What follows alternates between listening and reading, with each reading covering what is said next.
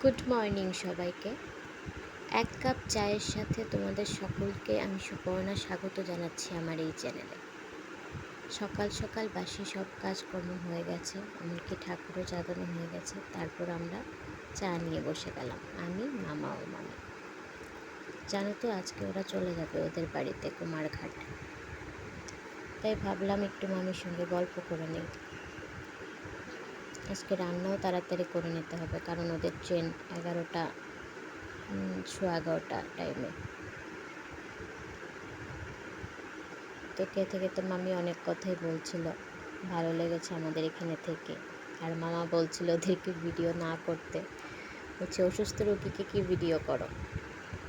তারপর আমার বুদ্ধিও ঘুম থেকে উঠে গেছে, বললো একটু কোলে নিলাম। তারপর সোজা চলে গেলাম রান্নাঘরে, বাঁধাকপির আলুগুলিকে ভেজে নিলাম প্রথমে। তারপরে এনেছে কই মাছটাকে আজকে করব তেল কই।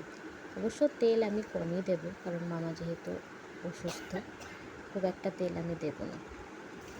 প্রথমে বাঁধাকপিটা রান্না করতে আমি ওই 5 ফোড়ন, তেজপাতা, তারপরে একটু লং এগুলি দিয়ে দিলাম, এলাচি, দারচিনি তেলের মধ্যে দিয়ে দিলাম। একটা সুন্দর গন্ধ হয়, গন্ধটা যখন বেরোয় তখন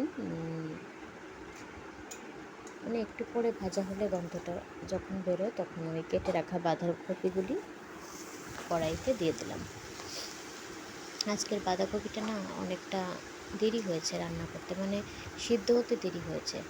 এটাকে যদি কুকারে একটা ভাপ দিয়ে নিতাম হয়তো তাড়াতাড়ি হয়ে যেত। তারপর কিছুক্ষণ মজানোর পর ওই আদা জিরে ধনে একটা পেস্টের মতো করেছি, ওইটা দিয়ে দিয়েছি বাঁধাকপিটাকে। তারপর নেড়ে টেড়ে গরম জল দিয়েছি, ভেজে রাখা আলুগুলিও দিয়ে দিয়েছি, লাস্টে একটু কাঁচা লঙ্কা দিয়ে ঢেকে দিয়েছি। আর ওই সাইডে বসিয়ে দিয়েছি তেল কই, মানে কই মাছগুলিকে প্রথমে ভেজে নিয়েছি। এগুলি কড়াইয়ে দেওয়া মাত্র বেঁকে গেছে। তারপর একটা পেস্ট তৈরি করে নিলাম, এটাতে ছিল পেঁয়াজ আর কাঁচা লঙ্কা।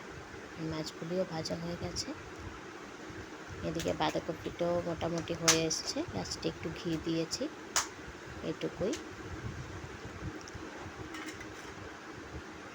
এই যে তারপর তেলের মধ্যে আমি পেঁয়াজ দিয়ে দিয়েছি, এই যে তেলটার মধ্যে পেঁয়াজ দিয়ে দিয়েছি।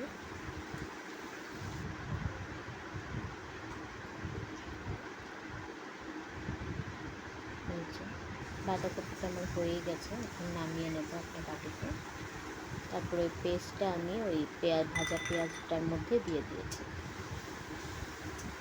কিছুক্ষণ নাড়াচাড়ার পর যখন তেলটা মানে উঠে আসছে, ভেসে উঠছে, তখন ওই একটু গরম জল করে ওই মশলাটাতে ঢেলে দিয়েছি। এই যে তারপর মাছও দিয়ে দিলাম। এদিকে বাঁধাকপিটা একদম রেডি, আর মাছের ঝোলটাও জাল উঠে গেছে। কয়েকটা কাঁচা লঙ্কা চিড়ে দিয়ে আর লাস্টে দিলাম ধনেপাতা কুচি। সিম্পলভাবেই করেছি, বেশি তেল দিইনি। দেখে নাও কীরকম ফাইনাল লুকটা হয়েছে। তারপর ওরা খেতেও বসে গেছে, খাওয়া মোটামুটি শেষ হয়।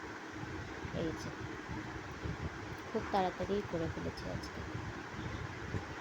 আজকের মেনু দেখে নাও। ডাল, এদিকে আছে বাঁধাকপি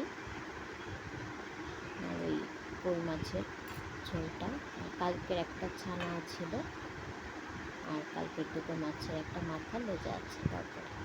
তারপর ওরা ভাত খেয়ে পান খেয়ে নিল।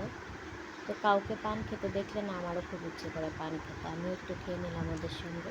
ওরা আমার জন্য একটা পান রেখেও গেছে। তারপর ঠাকুরকে প্রণাম করে ওরা রওনা দিয়ে দিল বাড়ির উদ্দেশ্যে।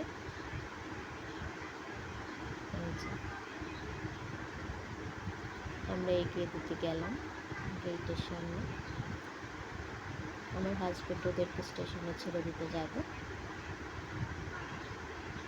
যে ওদের অটো এসে গেছে। আর ওই দেখো আমাদের পাশের কোয়ার্টারের দিদি হাত দেখাচ্ছে।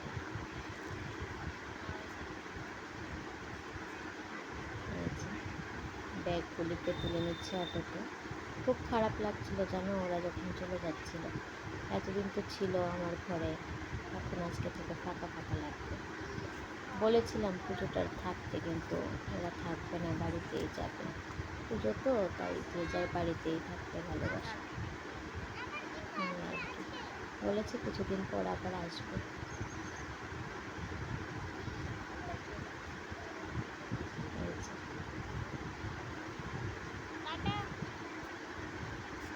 আমার হাজব্যান্ডও পেছন পেছন ওদেরকে ছাড়তে গেছে স্টেশনে।